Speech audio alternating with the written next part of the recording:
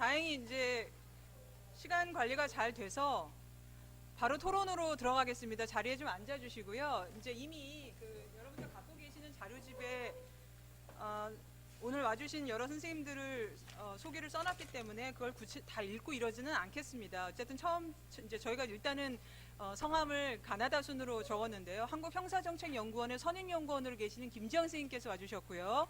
그 다음에 명지병원 정신건강의학과 교수로 계시는 김현수 선생님, 그리고 그러니까 학교는 사회학과에 계시는 김홍준 교수님, 경제학과 이철희 교수님, 인류학과 이현정 교수님 모셨습니다.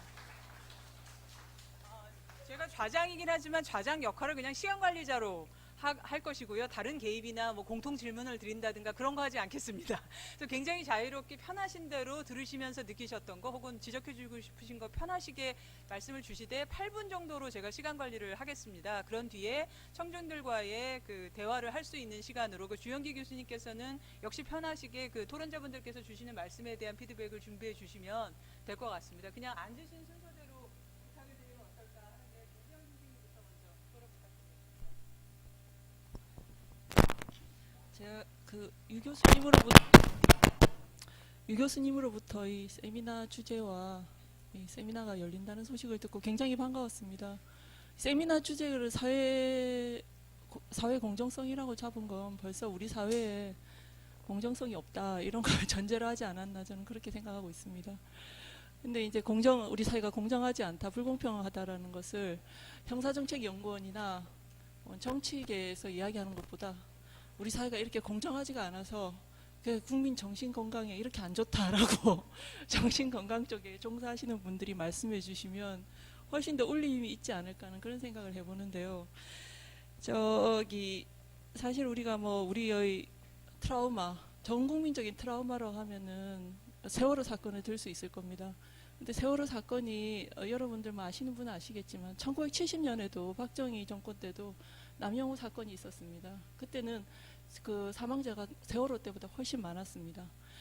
그런 사건이 끊임없이 있었다는 거죠. 재난이 끊임없이 있었는데 여기서 이제 박노해 시인이 이제 이렇게 노래를 했었죠. 시대 고독이라는 시에서 악이 한 사람한테 집중돼 있을 때, 한 계급에 집중돼 있었던 시대는 차라리 행복했다. 근데 지금은 악이 더 나쁜 악과 덜 나쁜 악이 싸우고 선과 경계가 희미해졌다고 합니다. 그 노래 말 그대로 우리의 이 울분이 다양한 측면에서 원인이 오고, 저 이전에 한 사람을 대상으로 싸웠을 때 타도할 대상이 뚜렷했을 때는 훨씬 더 그 울분이 보다 더 어떻게 하면 해소할 수 있는지 또 그 다음에 연대도 가능했었습니다. 근데 이제는 여러분도 잘 아시다시피 이제 세월호 사건이 있었을 때 유족들이 그런 일베들이 와서 유족들한테 어떤 짓을 했습니까? 그런 피해자들도 서로 이제 소외되고 이 사회적으로 그 울분이 하나의 목표를 가지지 못하는 사실은 그런 세상이 살고 있다고 할 수 있는데요. 저는 이제 제가 일하는 그 분야에 관해서 그 분야와 관련된 이야기를 해드릴 수밖에 없는데, 이제 저는 형사정책연구원에서 그동안에 이제 성범죄, 연쇄 성범죄라든지 소년범죄라든지 그다음에 가정폭력, 그다음에 살인 이런 강력범죄에 관한 연구들을 많이 했습니다. 이제 근데 제가 그것을 한 10년 정도 하고 느낀 것은 뭐냐 하면은 이러한 강력범죄들이 그러니까 우리는 TV나 뉴스를 통해서 볼 때 대인관 범죄에 대해서 사람들 훨씬 더 민감합니다. 대인관 범죄가 지금도 계속 끊임없이 이제 정신 이상 범죄에 대해서 이렇게 민감하고 혐오 범죄 이런 이야기 많이 하는데, 그런 범죄에 대해서 굉장히 민감한데 사실은 그 이면에 숨겨진 화이트 칼라 범죄, 경제 범죄, 부패 범죄가 우리의 생활을 붕괴시키고 가져오는 위험성은 훨씬 큽니다. 그런데 그것은 어떤 침묵의 카르텔 속에서, 특히 언론 은폐나 이런 것 속에서 잘 나타나지가 않습니다. 저는 그것이 한꺼번에 터진 것이 세월호 사건이라고 봅니다. 근데 우리는 끊임없이 이제 그런 대인간 폭력 범죄 기사를 자주 접하고 또 그것이 더 피부에 와닿기 때문에 이제 그것이 훨씬 더 큰 범죄라고 생각을 하는데, 저는 그러한 부패 범죄에 대해서 이 이야기를 왜 하냐면은 이 연구가 울분, 사회적 공정성과 이 울분의 원인을 파헤칠 때 보다 가치 개입적으로 우리 사회적 부패나 어떤 경제범죄 이런 부분까지도 다 건드려 주셨으면 하는 그런 바람으로 이런 말씀을 드립니다. 그 국가 간 비교를 통해서도 가능할 것이고 한데 대부분의 연구를 양적 연구를 해보신 분들이 알겠지만 거시적 변인들은 미시적 변인에 비해서 통계적으로 붙잡기가 쉽지가 않습니다. 유의미하게 잘 나오지가 않습니다. 거시적 변인들이. 그래서 이제 연구자들이 그 부분들을 놓치는 부분도 있고, 그다음에 저도 심리학을 하는 사람이고 또 여기 이제 정신의학 하시는 분들도 있지만 사실은 그 심리학에 빠지는 많은 오류가 토톨로지라고 할 수 있습니다. 우리가 90년대에 공격성 연구가 굉장히 유행을 했습니다. 공격성이 뭐냐 그러면 이런 행동을 하는 사람은 이런 행동을 하는 게 공격성이다. 그럼 이런 행동을 하는 사람은 왜 하냐 그러면 공격성이 높아서 한다. 계속 같은 말을 반복하는 겁니다. 그래서 이것을 다 우리가 깨고 더 근본적인 원인을 찾기 위해서 정신의학과 심리학이 더 거시적인 변인으로 사회 기저에 있는 울분과 비공정성의 원인을 찾는 작업을 해줘야 된다고 생각합니다. 잘 아시겠지만 벤딜이라고 하는 그 미국 정신의학 교수가 트럼프한테 정신감정하라고 이런 식으로 공개적으로 요구하고 그러지도 않았습니까? 그래서 저희들도 그런 식으로 적극적인 행동이 필요하다고 생각합니다. 그 다음에 또 하나 말씀드리고 싶은 것이 제가 이제 범죄 피해자들을 만나보면 울분의 주체의 관점에서 말씀을 드리자면 데이트 폭력으로 이제 딸이 죽는다든지 유영철한테 살해당한 걸 피해자들을 만나보면 이제 1차적으로는 범죄자들한테 피해를 당하고 2차적으로는 어떤 수사기관이나 언론에게 2차 피해가 있는데 또 3차 피해가 있습니다. 3차 피해가 뭐냐면은 주변 사람들이 네가 뭔가를 잘못했으니까 네한테 뭔가 문제가 있으니까 그런 불행을 당하지 않았나 하는 그런 식으로 이제 잘 위로해주고 이러다가 그런 식의 이제 언사를 언뜻 비치는 겁니다. 근데 이것이 이제 여러분들도 누구나 일상생활에 느끼겠지만 사실은 대단한 우리가 위로가 필요한 것이 아니라 공감과 어떤 동조 이런 것들이 그 피해자들한테 굉장히 위로가 되는 것인데 근데 이 심리학적으로 설명은 됩니다. 사람들이 왜 그런 식으로 내적 기인을 하냐면 기인 이론에서 보면 잘 아시다시피 그런 내적 기인을 하게 되면 자기가 편안을 얻거든요. 내가 조심만 하면 나는 저런 불행을 겪지 않을 수 있다. 저 불행은 저 사람이 잘못이다라고 기인을 하면은 자기가 편안하니까 그 사람들이 그런 기인을 하는 것에 대한 이유는 됩니다. 그렇지만 이제 거기에서 오는 그런 굉장한 그 사람들의 심리적인 어려움, 심리적인 어떤 울분 같은 것이 굉장히 큽니다. 박경리 씨가 쓴 글에 보면은 사위인 김지아 씨 때문에 이제 고초를 겪을 때 자기가 일제 시대도 겪고 6.25도 겪었지만 이런 세상은 처음이었다. 일가 친척도 모른 척하고 친구들도 길에서 보면 도망가고 이런 세상은 처음이다. 이런 말을 해서 읽었던 기억이 납니다. 그래서 그런 피해자들 관점에서 어떻게 하면 이분들이 이제 그런 것들을 해소할 수 있는지 또 울분의 해소적인 측면에서 한번 연구를 해주셨으면은 하는 그런 부탁을 드리고 싶습니다. 예.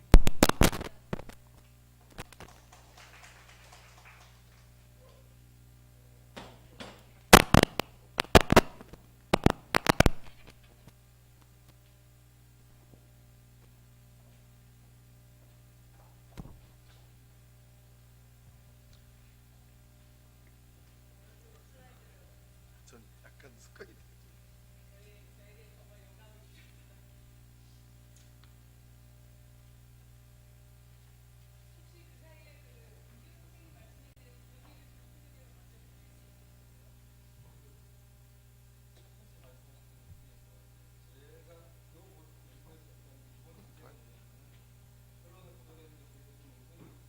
울분 현상들을 제대로 적절하게 반영한 거다 이런 전제가 깔려 있다고 암묵적이 깔려 있다고 볼 수가 있는데 방금 지적해 주셨던 부분 아주 맞는 말씀이신 것 같습니다. 그래서 어떤 지금 보도된 내용 이외에 수면에 깔려 있는 어떤 그런 현실들이 언론에 보도도 안 돼가 있는 그런 부분들 갖다가 이거는 기존의 언론 연구에서 예를 들면은 아까 제가 그 환경 감시 기능을 자세히 말씀을 안 드렸었는데 언론이 환경 감시를 제대로 하고 있는가를 확인하기 위해서 그 해당 현실하고 보도하고 이렇게 비교를 해보면서 그거를 좀 평가를 해보는 그런 작업들이 이제 언론학 연구의 한 주된 영역 중에 한 부분인데, 이런 부분이 그런 주제로도 좀 확장될 필요는 있을 것 같다는 그런 느낌 받았습니다.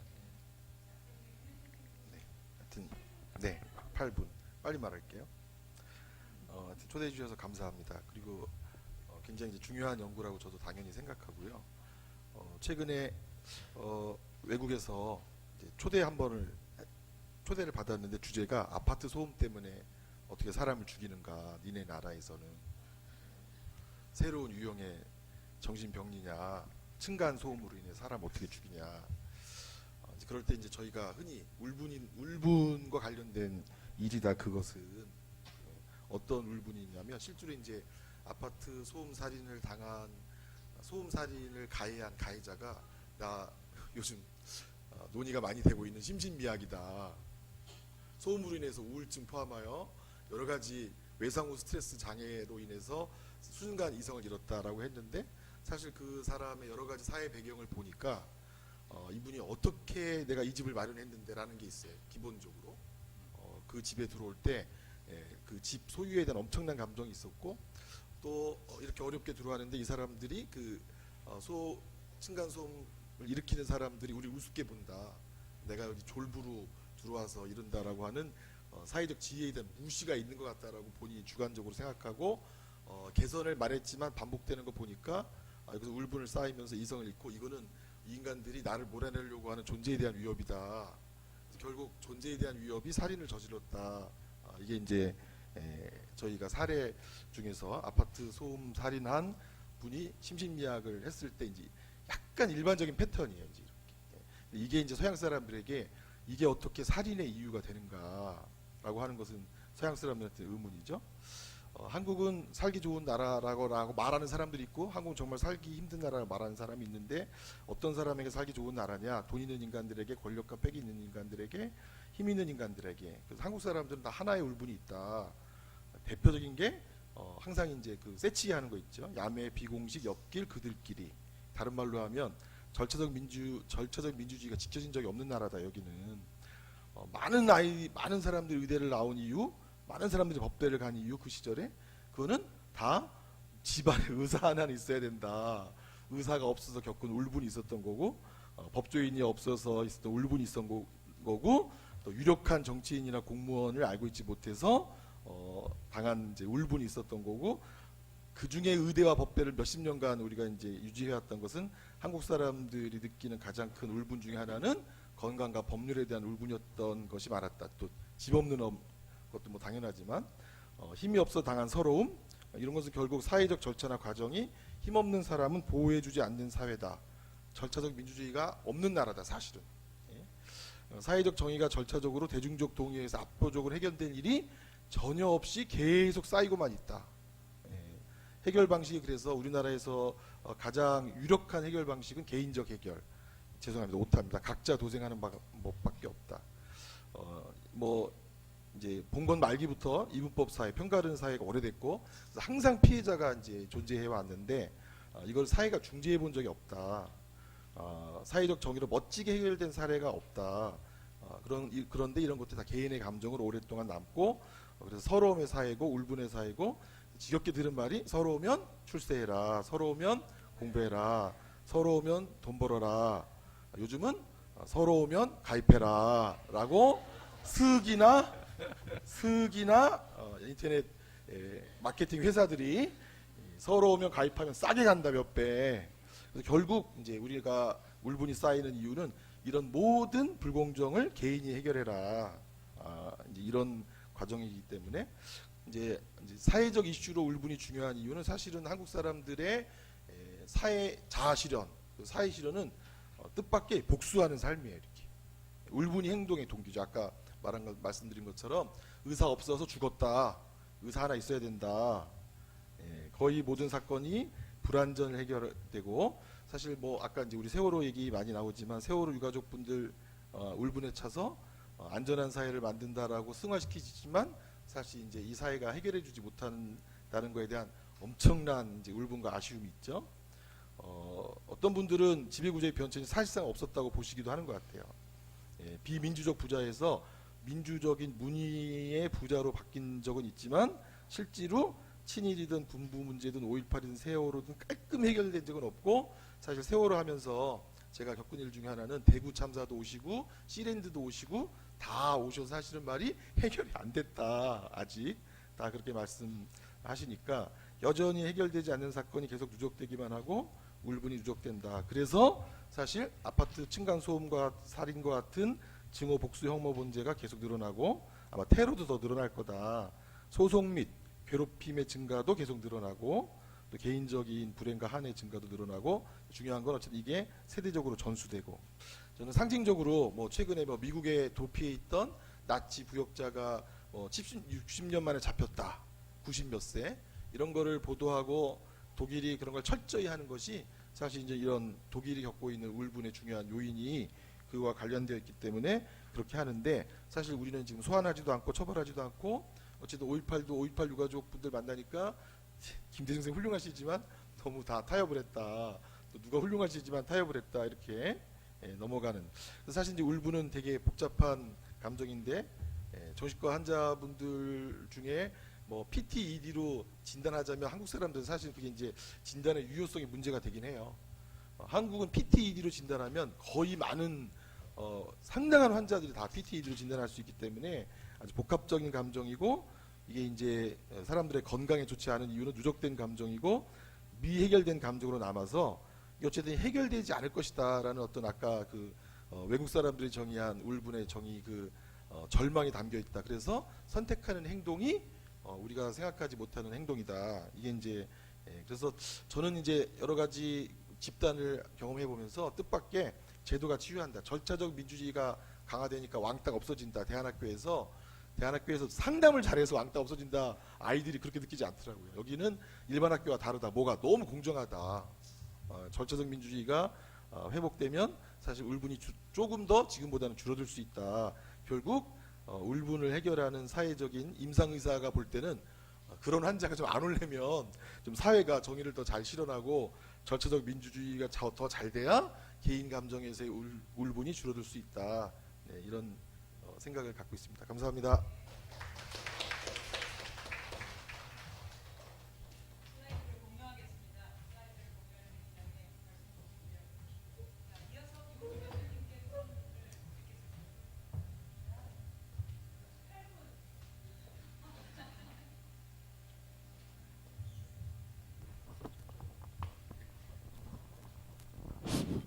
안녕하세요. 사회학과 김홍중입니다.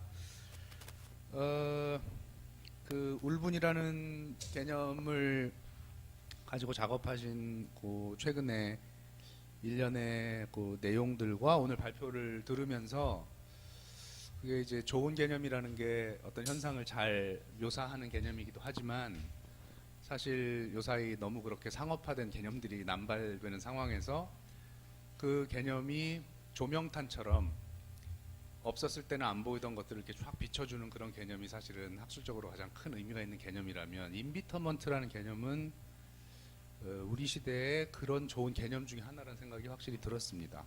생각지 않았던, 그리고 깊이 생각하지 않았던 여러 현상들이 울분이라는 아직은 좀 모호하지만 좀 더 탐구가 돼야 될 것 같지만 그럼에도 불구하고 직관적으로 다가오는 그런 여러 가지 것들을 동시에 픽처 안에 지금 집어넣고 있다는 생각이 들어서 일단 이 연구가 굉장히 그 앞으로 더 깊이 진행됐으면 많은 분들에게 큰 도움을 줄 수 있겠다라는 생각을 하게 됐습니다. 너무 많은 생각들을 불러일으켰기 때문에 그것들에 대해서 얘기하고 싶지만 시간이 없어서 두 가지 정도로 좀 압축을 시키고 싶습니다. 되게 감정에 대한 연구의 지금 현재의 큰 개념적 추세는 조금 넓게 보면 감정적 현상들을 어펙트라는 용어로 잡느냐, 이모션이라는 용어로 잡느냐로 크게 대별되는 것처럼 여겨집니다. 아마 좀 더 계량적인 방법이나 이제 다른 측정을 사용하시는 분들에게는 좀 세분화된 개념들이 있겠지만, 넓게 보면 이모션은 방법론적 개인주의 입각에서 사람들이 어떻게 느꼈느냐를 주로 보는 거라면, 조금 더 자유롭게 감정 현상에 접근하는 일련의 흐름에 의하면 감정은 개인이 이모션으로 느끼기 이전에 하나의 공유된 에너지로 흘러다니고 있어요. 예를 들면 80년대 한국 사회를 떠올리는 어떤 순간 우리가 80년대 사회를 살아갈 때 공기처럼 흘러다니는 감정의 흐름 같은 게 있습니다. 거기에 플러그인하는 것뿐이죠. 개인들이. 그래서 기본적으로 유동하는 공유된 에너지이자 포착하기는 굉장히 어렵지만 에너지 흐름이기 때문에 그러나 기본적으로 개인화되기 이전에 한 사회가 만들어내는 수준의 감정에 착목하고 계신 건지 사회적 울분의 사회적이란 말이 아니면 방법적으로 개인들을 여전히 추적하시면서 그 개인들에게 그런 행위를 야기한 소셜 변수들을 추적하시는 건지 아니면 둘 다 하시는 건지 이런 게 좀 궁금한 생각이 들었고요.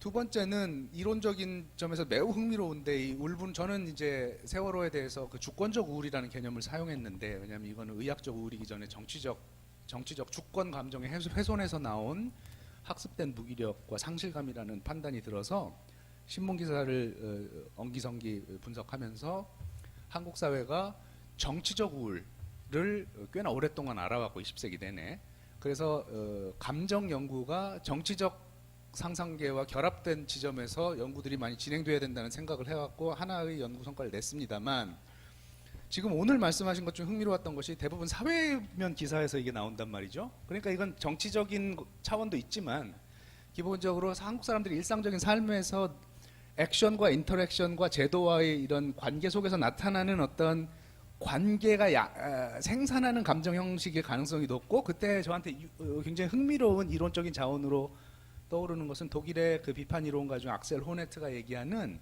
사회적 삶의 기본적인 그 코드입니다. 이제 인정과 무시의 코드인데요.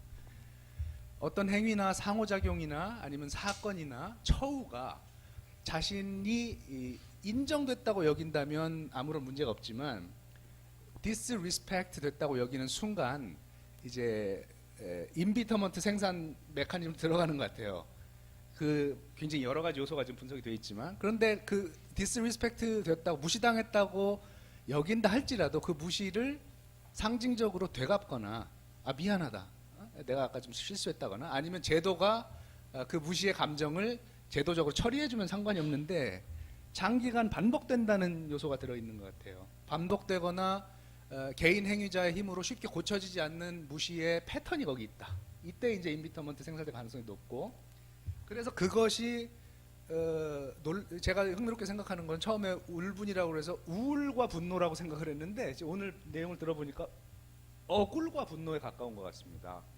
그러니까 저스트하지 않다는 한국 사람들이 생각하는 이건 저스트하지 않고 페어하지 않다는 코드.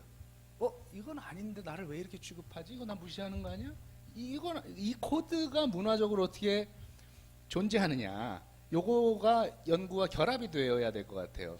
이제 제가 늘 이런 얘기 나오면 떠올리는 것은 프랑스의 그 볼당스키라는 학자가 정의의 여러 가지 레짐들을 연구를 한 게 있습니다. 90년에. 그래서 프랑스 사람들의 경우에 한 6가지의 다른 종류의 저스티스 개념을 한 사회에서 활용하고 있어요. 그래서 그 두 개가 충돌할 때는 억울함이 생겨요.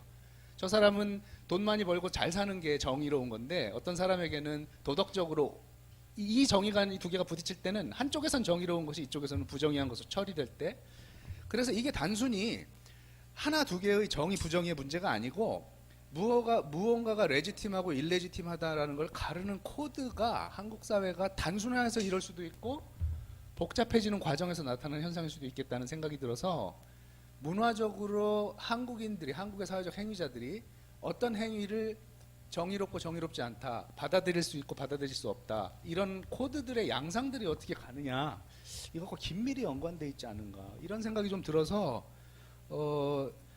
이 연구가 많은 걸 해결했다기보다는 향후 연구들을 지금 이제 불러낸 형국이 되지 않았나 이런 생각이 들어서 그 두 가지만 지적을 하고 마치겠습니다.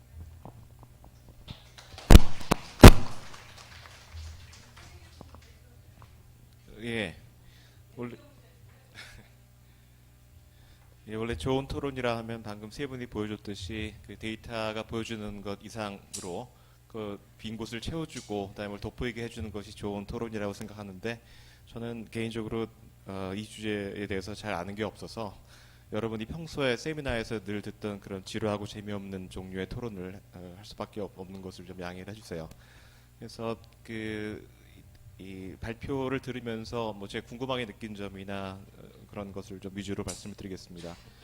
우선은 연도별 기사 수를 분석을 하셨는데 처음 제가 생각이 난 거는 기사 수가 생각보다 적다라는 겁니다. 그러니까 되게 1년에 12건 정도 평균이고요. 제일 많았던 2015년에도 28건이면은 한 달에 2건 남짓인 것 같고요. 그래서 그렇게 적을까? 하나의 그 가능성은 단어나 표현이 꼭 울분이 아니라 그 비슷한 다른 종류의 다른 그 워딩으로 나와서 이것이 잡지 않았을 것 같기도 하고요. 그다음에 울분을 많이 사람들이 느끼지만 그게 굉장히 기사화가 될 만큼 극단적으로 표출되거나 그러니까 드라마틱하게 나타난 사례가 그렇게 많지 않아서 그렇게 됐을 수도 있다는 생각이 들었고요. 그래서 이것만 봐서는 한 달에 한 번, 2번씩 기사화되는 현상이 과연 우리 사회에서 얼마나 중요한 현상인가. 그래서 이것만 가지고는 잘 알 수 없다라는 그런 느낌이 들었고요. 두 번째는 중요한 발견 중에 하나가 아무튼 기사 수가 늘고 있습니다. 그래서 2015년에 피크를 찍었는데 근데 그거를 해석하기 위해서는 기사 수가 무엇을 의미하는가 하는 것을 좀 생각해 볼 필요가 있는데요. 하나의 그 가능성은 뭐냐면은 굉장히 중요한 사건이 하나가 일어나서 여러 신문사에서 그걸 중복으로 보도했을 가능성이 있습니다. 그렇게 되면은 그 해 기사 수가 확 올라갈 수가 있을 것 같고요. 또 하나는 뭐 예를 들어 연합뉴스와 같은 그런 뉴스 에이전시가 보도를 하면은 여러 신문사에 그것이 날 수가 있고 그러니까 특히 이 점이 중요한 건 뭐냐면은 워딩이 울분이라는 말로 그 표현이 되는 것이 굉장히 중요한데 어떤 뉴스 에이전시가 그 울분이라는 표현으로 보도를 하면은 그 다른 언론사도 그거를 비슷하게 쓸 가능성이 있을 것 같거든요. 그래서 특정 해에 지금 여러 소스를 보셨는데 그 기사의 소스가 특정 신문사의 단독 보도인지 아니면은 뉴스 에이전시의 기사를 받아 쓴 건지를 한번 확인을 해보는 것이 좋을 것 같다는 생각이 들고요. 그리고 또 이게 지면이라는 것이 한정이 되어 있기 때문에 사람들의 관심도 한정이 되어 있기 때문에 다른 굉장히 중요하고 사람들의 관심을 끄는 사건이 일어났다. 그러니까 뭐 이게 중요한 사람이 죽었다. 그렇게 되면 주로 슬픔과 관련된 기사가 많이 나타났을 것이고 그러니까 울분과 관련된 중요한 사건이 일어났다 하더라도 그러니까 다른 해와 마찬가지로 중요한 사건이 일어났다 하더라도 그 기사는 묻힐 가능성이 있습니다. 그런 그 기사 간의 컴피티션도 좀 생각을 해볼 수가 있을 것 같고요. 예, 그래서 아무튼 이런 점을 좀 고려를 해서 정말 늘어났나 하는 그런 것을 한번 생각해 보면 좋을 것 같고 또 만약에 늘어났다고 한다면 그게 무엇을 의미하는가 하는 것도 중요할 것 같은데 그게 지금 말씀하셨던 것처럼 사회적인, 경제적인, 정치적인 변화를 반영하는 걸 수도 있고요. 그게 변화해서 사람들이 전부 다 울분을 느끼는 일이 많아졌기 때문에 그럴 수도 있고요. 근데 그런 것은 변하지 않았는데 사람들이 특정한 사건에 대한 반응이 변할 수도 있을 것 같고요. 그러니까 전에는 내가 울분이라고 생각 안 했는데 더욱더 그래서 울분을 느끼는 쪽으로 대응이 변할 수도 있고요. 그런 것이 하나도 변하지 않았는데 언론의 관심이나 언론의 태도가 변했을 수도 있고요. 전에는 보도 안 했던 거를 이제 보도하는 방식으로 변할 수도 있고 또는 그 임계치 아까도 말씀드렸듯이 이것이 기사화되기 위해서는 어떤 임계치를 넘어가는 사건이 돼야 되는데 그 임계치 자체가 변할 수도 있고 어떤 것을 의미하는가에 따라서 좀 해석이 달라질 수 있겠다고 생각이 들었습니다. 그리고 또 하나 이 연구의 굉장히 중요한 공헌 중에 하나가 단지 기사 수를 쭉 보여주는 것이 아니라 그 주체의 유형별로 그거를 나눠서 쭉 보여주셨는데 굉장히 흥미로웠고요. 근데 이제 이것을 볼 때 생각할 수 있는 거는 이게 두 가지를 반영하고 있는데 하나는 그 주체의 사이즈, 그러니까 수가 얼마나 많으냐 하는 것하고 그다음에 그 주체에서 일어나는 그 행위나 그의 빈도수나 강도수가 얼마나 크냐 두 가지를 다 반영한다고 생각을 합니다. 근데 어떤 것일까 잘 모르겠고요. 그래서 일단은 그 주체의 좀 사이즈를 좀 고려를 해봐야 되겠다. 예를 들어 정치인 같은 경우는 숫자가 그렇게 많지는 않을 것 같거든요. 그러니까 정치인 같은 경우에는 그 많지 않은 수에 이렇게 많은 일이 일어난다고 하는 것은 굉장히 울분을 유발한다 그러면은 대단한 울분 유발자일 가능성이 높다라는 그런 것일 것이고요. 그리고 또 하나는 뭐냐면은 언론의 그 관심이라는 게 아무래도 그 사안의 중요성도 있겠지만 그것을 누가 했느냐, 그것이 사람들의 관심을 끌만한 일이냐에 관심이 있을 것 같고요. 그렇다고 한다면은 역시 그 잘 알려지지 않거나 예를 들어 저나 유명승 교수님이 그 굉장히 울분을 느끼는 일이 있다 하더라도 그게 기사화될 가능성은 매우 적고요. 그렇지만 뭐 사회 관심을 끌고 있는 그런 집단이나 또는 개인에게 그런 일이 일어났다고 한다면은 기사화될 가능성이 굉장히 높다라는 이제 그런 것이 있을 수가 있겠습니다. 그래서 이런 것이고, 그래서 만약에 정말 이것이 보여주는 것처럼 이것이 늘었다고 한다면 왜 일어났을까? 지금 많은 분들이 말씀하셨지만 이제 경제학하는 입장에서 본다고 한다면은 하나의 키워드를 본다고 한다면은 지난 20년 동안에 우리 사회의 그 불평등도가 굉장히 높아지고 그다음에 사회적인 이동성이 굉장히 낮아진 그런 것을 좀 말씀드릴 수가 있을 것 같고요. 그다음에 그 구체적인 내용들은 이미 다 살을 붙여서 말씀해 주셨기 때문에 생략을 하겠습니다. 재밌게 잘 들었습니다. 감사합니다.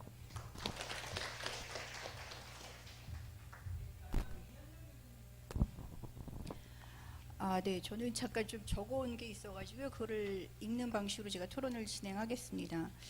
울분에 대한 연구는 오늘날 한국 사회에서 매우 시기적절하고 중요한 연구라고 생각됩니다. 따라서 본 연구를 유명승 교수님을 비롯하여 여러 선생님들께서 뜻을 모아 시작하신 것에 대해서 큰 지지와 격려를 보냅니다. 계속 이 발표문을 보면서 머릿속에 맴도는 생각이 있어서 그것을 먼저 나누고자 합니다. 어떠한 상황 속에서 사람들은 울분을 느끼는 것일까요?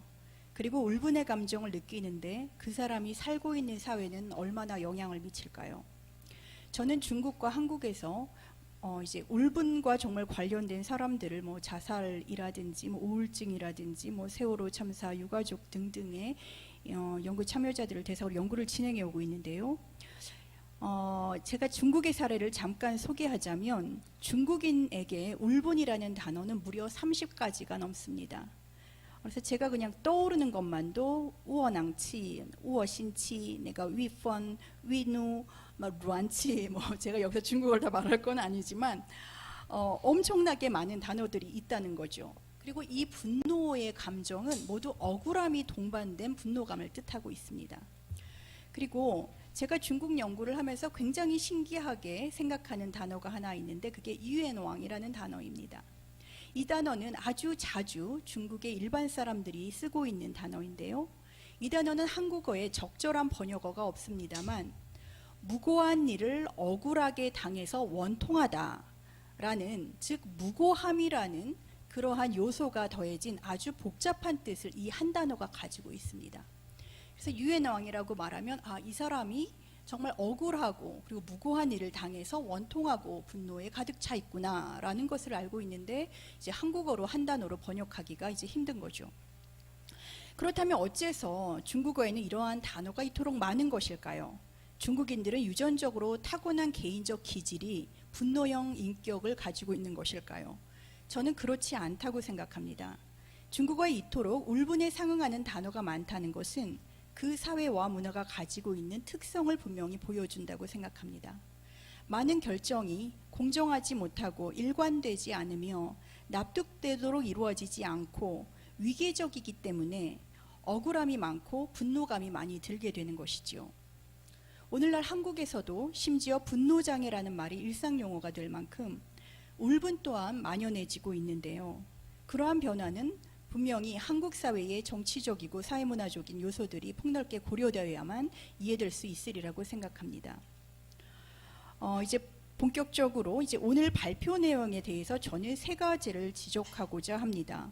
어떤 비판이라기보다도 제가 든 생각인데요. 첫째는 이철인 선생님께서도 말씀하셨지만 1990년부터 2018년까지 18년 8개월에 이르는 기간 동안 임비터먼트에 관련된 기사가 전체 7개 종합 일간지에 총 321건에 불과했다는 것을 저는 놀랍게 생각하고 있습니다. 저도 과거에 우울증에 대한 신문기사 분석을 해보았기 때문에 그의 이제 그런 경험을 통해서 이제 말씀을 드리는데요. 사실 이 연구가 막상 해보면 좀 전에 이철희 선생님께서 말씀하신 것 같이 여러 요인들이 고려되어야 되고 또 고려된다고 해도 또 충분히 고려될 수가 없기 때문에 간단하지가 않습니다. 먼저 임비터먼트에 대한 가장 적절한 번역어가 울분이라고 하더라도 실제 한국 사회에서 나타나는 임비터먼트의 의미를 이해하고자 할 때 울분이라는 키워드만을 대상으로 다루는 것은 한계가 있다고 여겨집니다. 이는 분명히 파일럿 스터디로서 의미가 있습니다.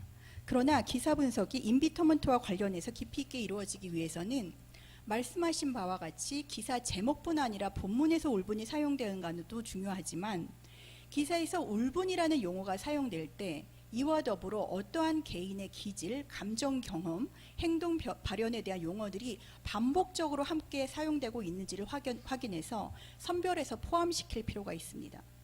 즉 인비터멘트의 함의를 드러내는 개념에 어떠한 것이 포괄될 수 있는지 좀 더 폭넓게 수집하고 선정하는 과정이 요구된다고 여겨지는데요. 예컨대 감정 경험만 하더라도 억울, 치욕, 울화, 분개, 화병, 답답함, 분노 등등의 개념이 울분 외에도 동시에 고려될 수 있을 것이라고 보입니다. 이는 특히 울분이라는 단어가 일상 속에서 자주 사용되는 단어가 아니고 다른 단어로 대체될 가능성이 높기 때문에 그렇다고 보입니다. 두 번째는 서구 이론가들이 울분의 구성 감정을 첫 번째 분노 또는 혐오, 두 번째 실망 또는 낙담, 세 번째 절망 또는 비관, 네 번째 모욕감 또는 수치라는 네 가지 항목으로 나누어서 감정 요소를 보았는데요. 과연 이러한 감정 요소로 나눈 뒤에 분노, 혐오가 59.1%로 가장 지배적인 감정이라고 우리가 보는 것이 맞을까 하는 의문이 듭니다. 오히려 이 감정들은 따로따로의 요소로 분리되어 볼 수 있다기보다는 연수의 과정 혹은 상호 결합되는 관계 속에서 다루어져야 하지 않을까 싶습니다.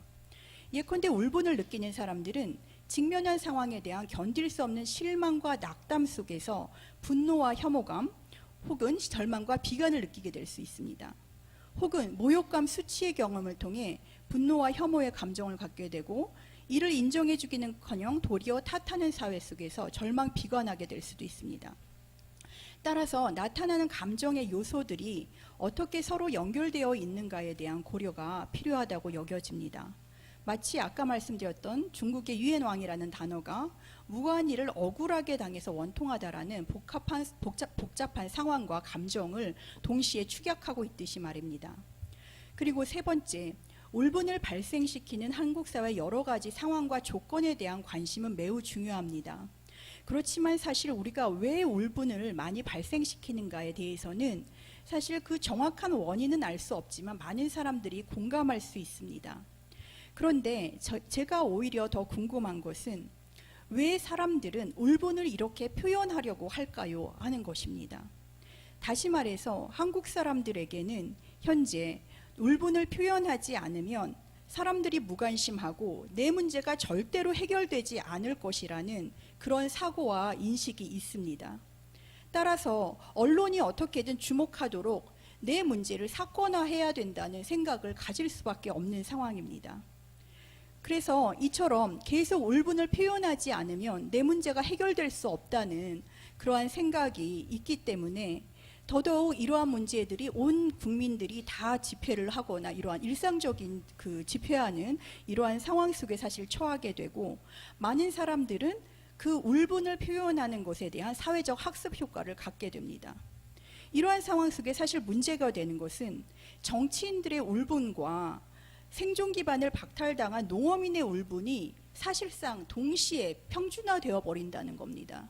그래서 정치인들이 울분을 갖고 노인들이 울분을 갖고 청년들이 울분을 갖고 여성들이 울분을 갖고 농어민들이 이 모든 울분들이 전 국민이 울분을 가진 사람이 되어서 실제로 무엇이 해결되어야 되고 무엇이 우선적으로 해결되어야 되는지 논의 자체가 사실은 어렵게 돼버리는 문제가 있습니다.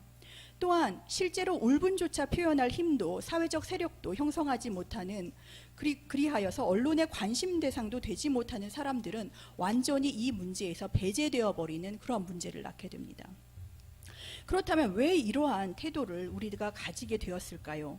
저는 첫 번째로 누가 억울함을 해결해 줘야 한다고 생각하는가라는 질문을 던져야 된다고 생각합니다.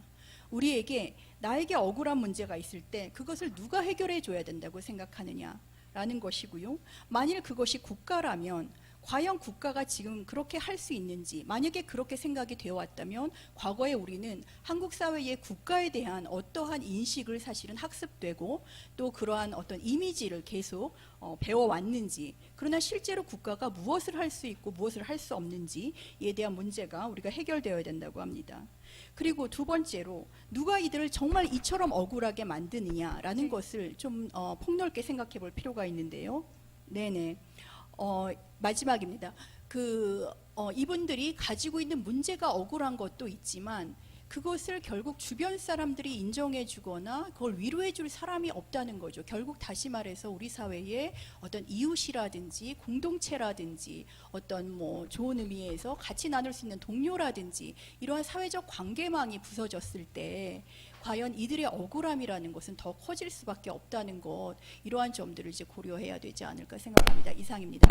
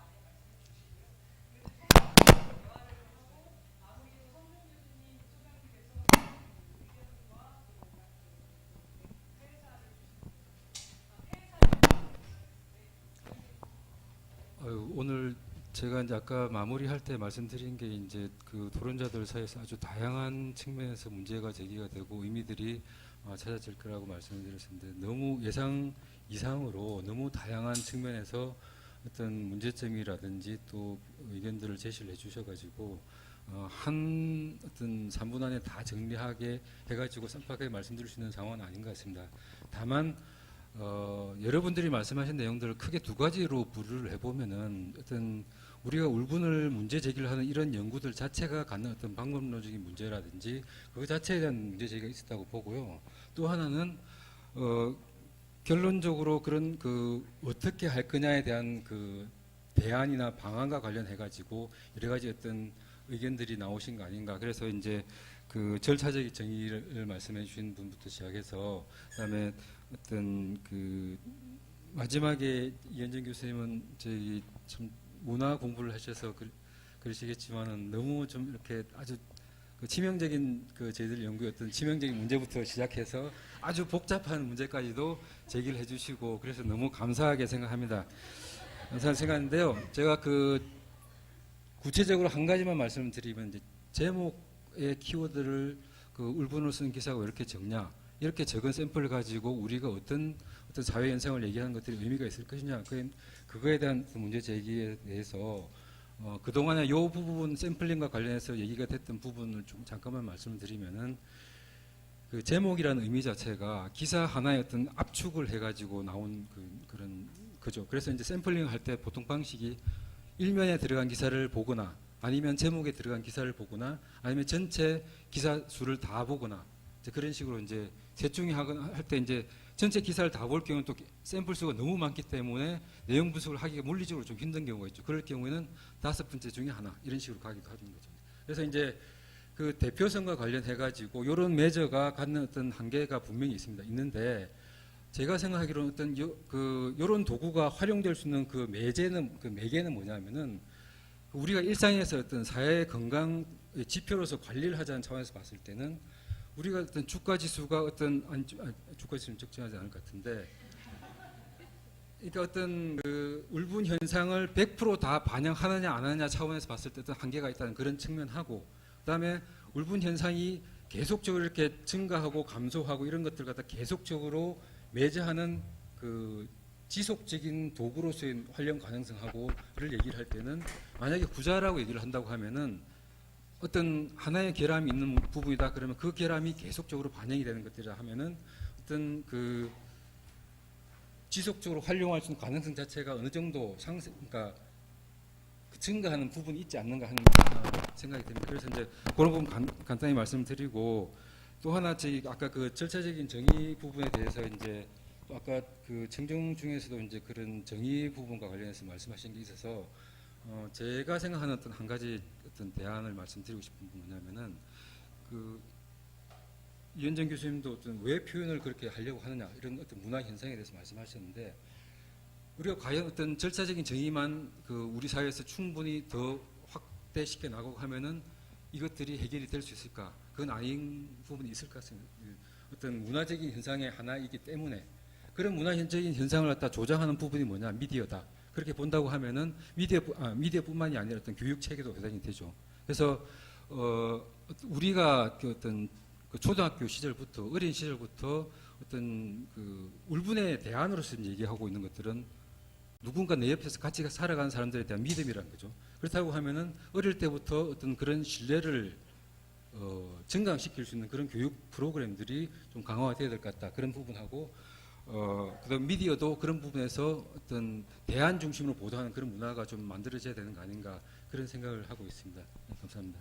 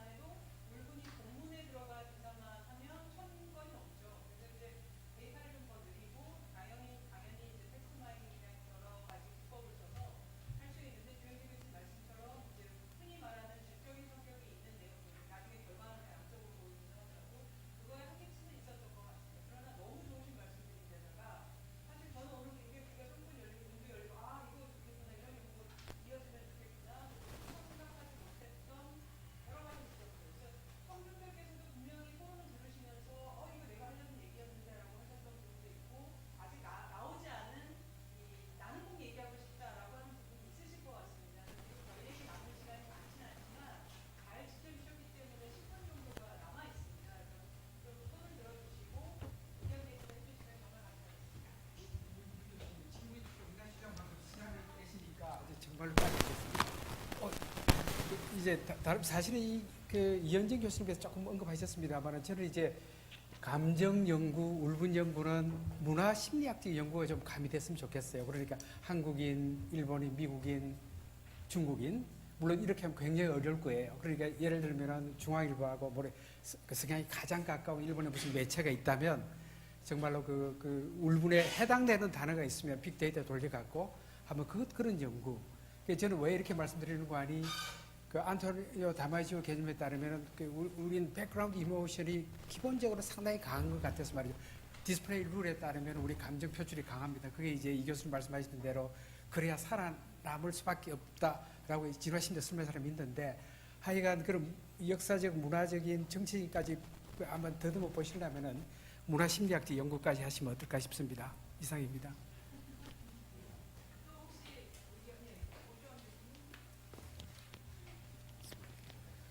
의과대학에서 오주환이라고 합니다. 너무너무 아주 흥미로운 그 울분이라는 키워드를 엘리베이터 옆에 붙어 있는 거 봤을 때 두 번째로 이메일에서 보고 북막하고 열심히 찾아왔는데 오늘 제가 수업하는 날인데 특강으로 누구 대신 가게 하고 지금 24동으로 좀 이따 달려가야 되는데요. 너무 재밌게 들었고요. 그리고 주영기 교수님 관련 그 코멘트 제가 막 메모하고 있었던 거에 대부분이 다 지워져서 이제는 따로 드릴 말씀도 없을 만큼 너무 좋았는데 그 토론해 주신 선생님들 말씀 좋았는데요.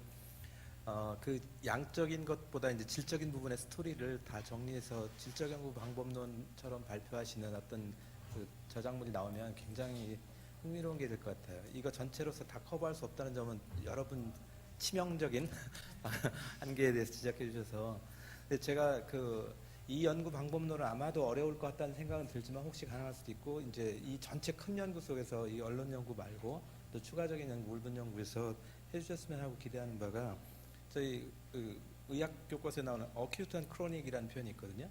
그래서 크로닉한 디지즈의 컴플리케이션이 어큐트하게 발생하는 어큐트한 현상으로 발생하는 컴플리케이션인데 지금 여기서 다룬 거는 어큐트 앤 크로닉을 다뤘는데 그게 첫 번째 스레스홀드를 넘어야 되는 거고 두 번째 스레스홀드가 언론의 주목을 받아야 되는 데까지 넘어야지 이게 주영기 선생님의 그 분석 대상이 됐던 것 같아요. 근데 그 앞에 단계 것도 중요하다고 말씀을 해주셨기 때문에 저는 그 앞에 단계 아직 표현도 제대로 못한 울분, 어큐트가 아직 생기지 않은 울분들, 그러니까 크로닉 디지즈 상태처럼 있는 곧 어큐트가 생길 만한 그런 울분들에 대해서 뭔가 그 어쩌면 김영수 교수님이 그 어떤 걸 기준으로 하면 우리나라 국민의 대부분이 환자일 것 같다. 그 부분에 관한 연구들이 다음에 요 연구 전체 포괄되는 범위 안에서 다뤄지면 너무너무 좋을 것 같다는 생각이 들어요. 오늘 너무 즐거운 시간이었습니다.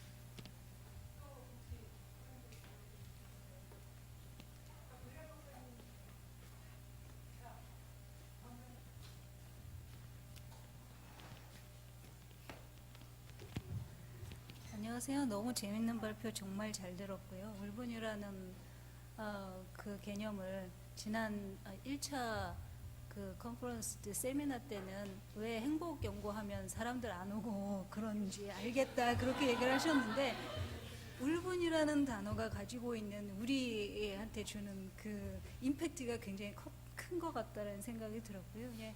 제가 생각하기에 지금 저기에 사회적 울분이라고 앞에 사회적이라는 것을 붙이셨던 의도가 이제 분명히 있으셨을 것 같다라는 생각이 들고 제가 생각하는 사회적이라고 하는 부분은 굉장히 객관적인 어떤 제도적인 측면이나 아니면 뭐 경제가 오르락 내리락 한다거나 이런 정도의 객관적인 어떤 현상을 반영하는 형태의 사회적인 것도 있을 수 있지만 예를 들어서 지금 울분이라는 하나의 단어를 넣었을 때 지속적으로 그게 지금 의미하는 거가 단순히 객관적인 상황의 변화가 아니라 울분이라는 단어를 가지고 우리가 그거를 구성해내는 어떤 그런 그 지점들이 조금씩 변하고 있는 건 아닌가 이런 생각이 들어서 그런 객관적인 상황들과 미디어든 아니면 다른 우리 개인적인 우리가 지금 울분에 대해서 이렇게 관심을 갖게 되는 그런 것이든 어쨌든 그런 상황들을 우리가 좀 그런 구성적인 의미에서도 좀 이해할 필요가 있지 않을까 이런 생각을 해봤습니다. 아마 마지막에 주영기 교수님 그 커멘트가 아마 그런 내용들을 담고 있지 않았나라는 생각이 들고요. 너무 재밌게 잘 들었습니다. 감사합니다.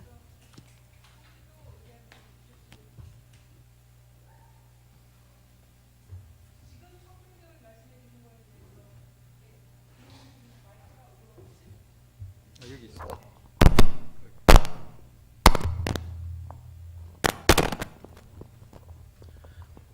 그래도 이야기의 마지막 부분에서 요건 한번 또 생각해 보실 필요가 있을 것 같아서요. 아까 인용하신 이 포스트 트라우마틱 인비터먼트 디소더 PTE들을 만든 그 독일 린든 그룹이 그러면 이런 울분으로 인해서 병리적 상태를 경험하는 사람들을 어떻게 치료할 거냐, 어떻게 치료한다고 이 사람들 주장할 것 같으세요? 그래서 이 마이클 린든이 제시한 개인적 치료, 개인 치료 해법은 이 사람이 위즈덤 세라피를 창시해가지고 인지행동 치료적인 기법으로 지혜 치료라고 하는 거를 이 사람이 개발해서 세계를 워크숍하고 돌아다니는데 상업적으로 하시는 건지는 모르겠지만 어쨌든 이분은 이 크로닉 앵거, 아까 우리 오주환 교수님 굉장히 중요한 이 크로닉 앵거 디소더라고 이제 의사들은 다 병으로 보는 또 병이 있으니까요.